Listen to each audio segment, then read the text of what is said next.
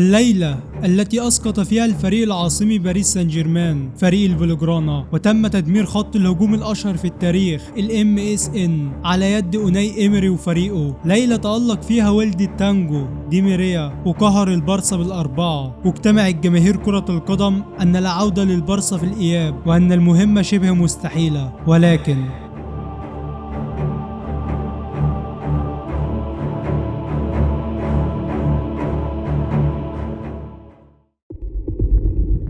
برشلونة بتقع في مجموعة بتضم المان سيتي وسيلتيك الاسكتلندي وبروسيا مونشنجلادباخ. مجموعة صعبة، بس برشلونة في 2017 كان فريق مرعب وطايح في الكل. يقابل سيلتيك يحط عليها بالسبعة، يقابل مونشنجلادباخ يفوز عليها بالأربعة، لدرجة انه لما كان بيقابل المان سيتي كانت بتشيلها 4 مع الرأفة. فريق أسطوري بخط هجوم مرعب، قدرت تاخده بكل سهولة المركز الأول ب15 نقطة. على الناحية التانية باريس سان جيرمان بيتواجد في مجموعة الأرسنال ولودو جوريتسي البلغاري وبازل السويسري. مجموعة على قد الحال، يعني تعديك من دور المجموعات. وبالرغم من كده باريس ما خدتش المركز الأول، وخدت المركز التاني ب12 نقطة بعد الأرسنال ب14 نقطة علشان تتعمل القرعة. وبتقع باريس مع برشلونة وجها لوجه في دور ال16، في مواجهة ما كانش يتمناها أي مشجع باريسي، لأنهم عارفين إيه اللي هيحصل لهم. أنا جاي النهاردة أكلمك عن ملحمة ال6-1.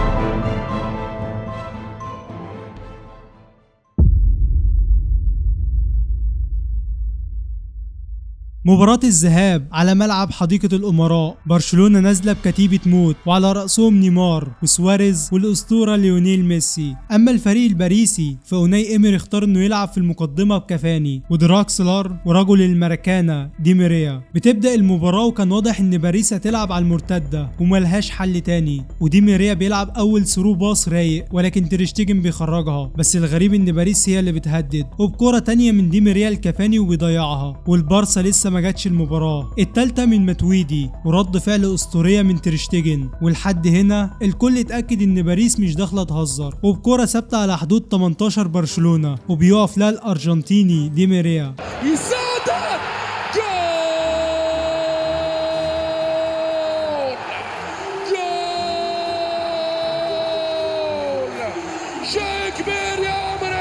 جول اول يشعل المباراة من الساحر دي ماريا، وجماهير برشلونة مش زعلانة، عادي فريقه بيهوش قدامنا ولسه المباراة طويلة. برشلونة بتفوق من الغيبوبة، ونيمار بياخد كرة من نص الملعب وبيعدي بيها وبيلعب كرة لروبرتو اللي بكل استهتار بيلعبها وحش قوي وبتخرج بره. بترجع باريس وبتروح بهجمة تانية خطيرة بيعدي فيها دراكسلر وبيحطها حلوة قوي وبيشيلها تريشتيجن. وفي الدقيقة 40 بيعود الألماني دراكسلر تاني من الناحية اليمين وبيحط صاروخ ما يشوفوش اصلا تريشتيجن. كرة جول، كرة جول، جول، زلزال، زلزال في حديقة الأمراء.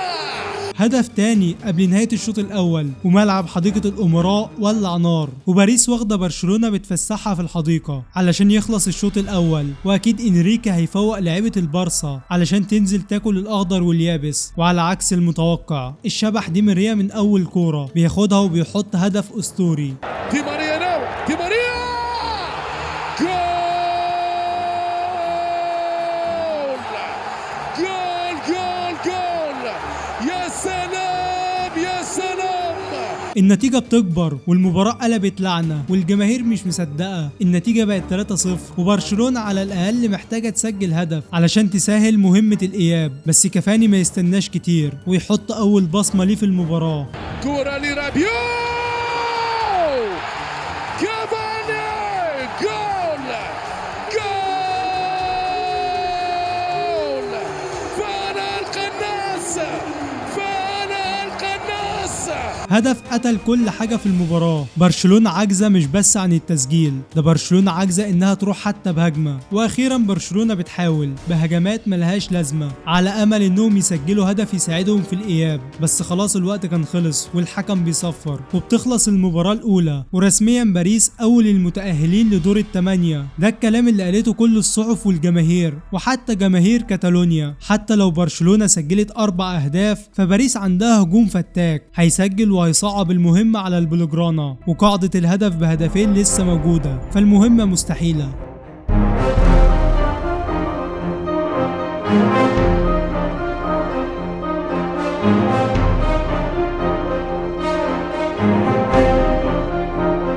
المباراة التانية في ملعب الكامب نو، الفريقين بينزلوا أرضية الملعب ولويس إنريكي بيضحك زي ما يكون هو اللي كسبان بالأربعة، وناي إيمري نازل من غير ديماريا ومستهتر ببرشلونة. أول هجمة لبرشلونة من الأوروجواياني لويس سواريز.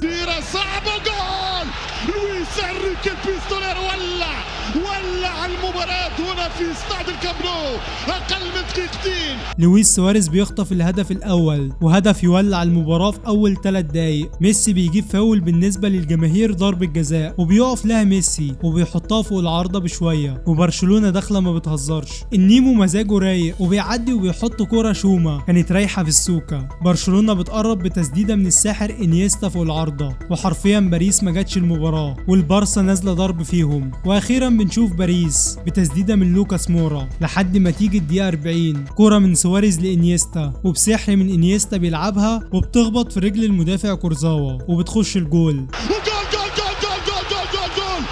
انيستا الماجية، انيستا الماجيكو اندرياس في سفر ولعت مرة أخرى في الدقيقة 38. هدف بيسجله انيستا من العدم، وبرشلونة بتسجل التاني وبتقرب، والمباراة حرفيا بتولع. وبيخلص شوط أول برشلونة قدرت تعمل فيه كل اللي هي عاوزاه، بس ده ما يجيش حاجة جنب شوط تاني هو الأفضل في تاريخ كرة القدم. بيبدأ الشوط التاني وديماريا بيجهز للنزول، بس النيمو كان مغفلهم ولبس توماس منير في ضربة جزاء. ميسي وترابو جول دي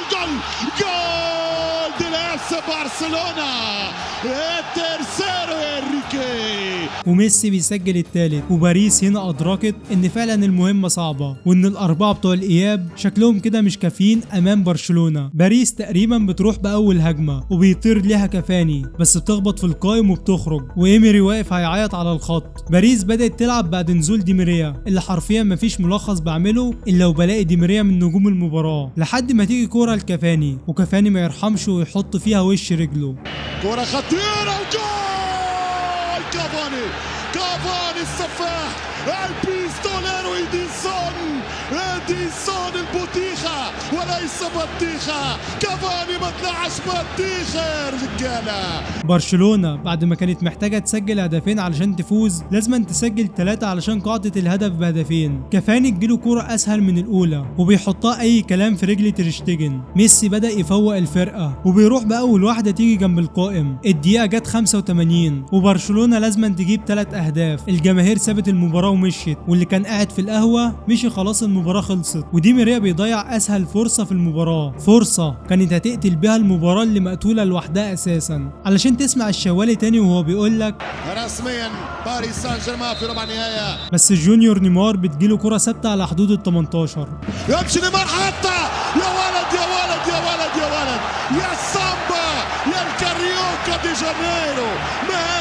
ما هذا من أين لك هذا؟ من أين تعلمت هذا؟ وكيف تسأل عن هذا وأنت ابن الكوبا كابانا يا الكاريوكا؟ هدف أسطوري بس للأسف ملوش لازمة. كده المباراة هتخلص ولسه فاضل هدفين، وبعد 3 دقايق المكار سواريز بيجيب ضربة جزاء فيها كلام، والحكم على طول ما يترددش وبيحسبها، وميسي بيسيبها لنيمار لأسباب مجهولة. نيمار جول الفوتبول كلوب برشلونة 5-1 وبيسجل الهدف الخامس في الدقيقة 90، والحكم بعدها بيدي 5 دقايق وقت محتسب بدل ضايع. والناس اللي مشيت روحت لقيت برشلونة فاضل لها هدف وتتأهل، والحماس بدأ يرجع تاني في ال5 دقايق. فعلا 5 دقايق هتكتب تاريخ جديد، وبكرة ثرو باص بالمقاس من الساحر نيمار على رجل روبرتو.